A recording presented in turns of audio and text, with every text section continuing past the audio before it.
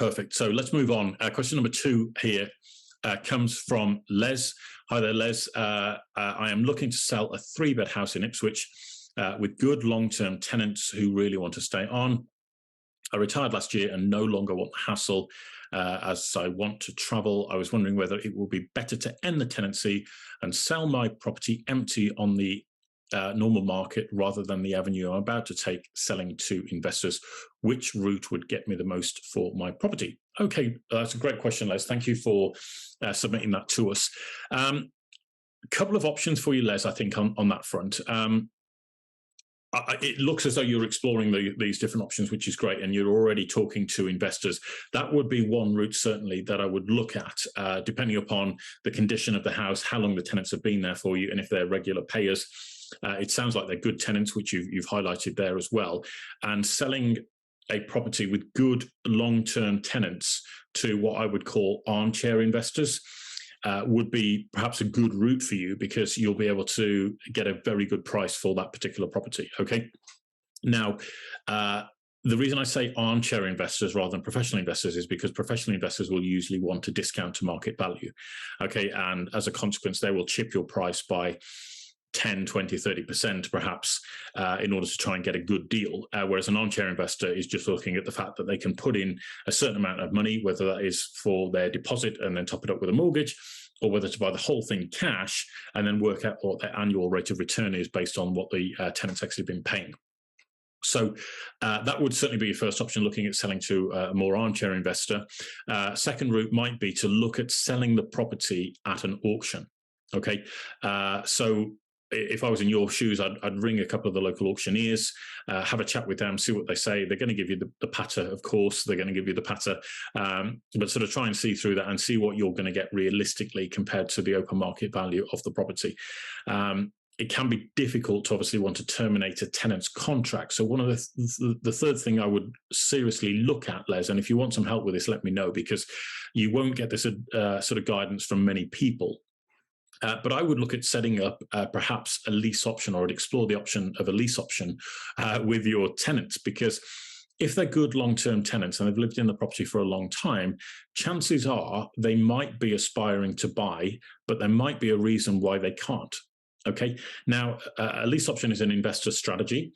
And effectively, I want you to think of like a lease option as almost like a hire purchase arrangement on a car, where if you look at buying a car on a hire purchase, normally you go and put a deposit down, right? And you'd pay monthly payments. And then at the end, you'd usually pay a balloon payment or something of that nature, right? So that same example might work with your property here in Ipswich. And I don't know your situation, whether you've got a mortgage on it or not, but it might work. Let's say, for example, your tenants are in that property and they can't buy because they've maybe got blemishes on their credit file or there's some other issue of that regard, then it might pay you to have a chat with them and say, well, actually, do you know what? If you want to buy this property, here's what we can do. And you could get a deposit from them, perhaps. Obviously, this is all formalized in a contract, so I don't think that we're doing this on a handshake and a bit of paper, but you would look for maybe a deposit as a down payment, and then they would become effectively homeowners in their own right. And the benefit of me telling you that, Les, is that the tenants would then take on all of the management responsibility of the property, because they are effectively they're no longer tenants, they're now actually acting as homeowners. So as a consequence, they will then adopt all of the usual issues. So I don't know, the boiler goes on Christmas Eve and all that sort of thing. That's now their problem, right? Or the garden's overgrown, etc., or some other issue that tenants wind you up with. Then it's worth just getting them to fix it, because they're actually living in the property as a homeowner and acting as a homeowner would. And it might be that perhaps they've got blemishes on the credit file. In 5 years' time, those blemishes will no longer be there, and then they're in a position to get a mortgage and buy the property off you at that point, and then execute the transaction with, and then paying you that balloon payment, as it were. So I know there's quite a lot of detail there, Liz. So I don't want you to run off and just think, oh, can I do this with my normal residential conveyancing solicitor? Chances are you probably can't, and I'm not being mean to them, but a lot of conveyancing solicitors that I've spoken to, including one who probably did about 10 property deals for me. When I went and talked to her, she said, "Oh no, Silas, not another one of your harebrained schemes," right? That was her response to me, dear Wendy, bless her. So it might be that we have to look at getting you a more commercially minded solicitor to look at this and put together the lease option, but certainly it can be done.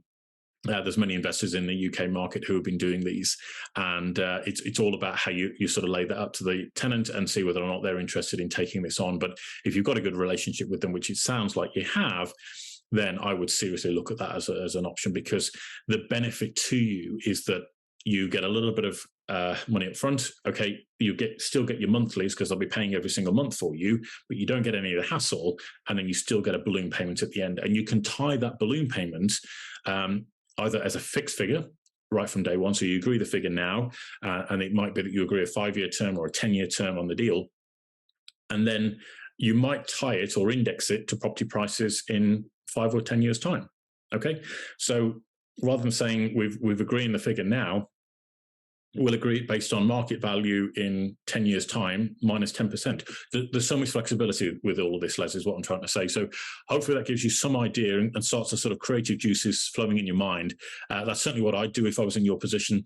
And I would hope that, with a little bit of, appropriately talking to your tenants in the right way, they'll be able to look at taking this on for you, which will be amazing. So I hope that helps, Les. Reach out to me if you need any help and support on that. I'll happily sort of sit down with you on a Zoom call. We can go through how the mechanics of that actually work, and then we'll get you a good solicitor on board who can do that one for you. All right. Good job. Thank you, Les.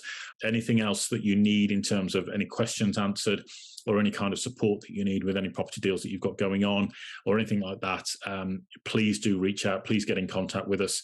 Happy to help at WiggyWam.co.uk with a Twitter handle as well, which is at WiggyWam _UK.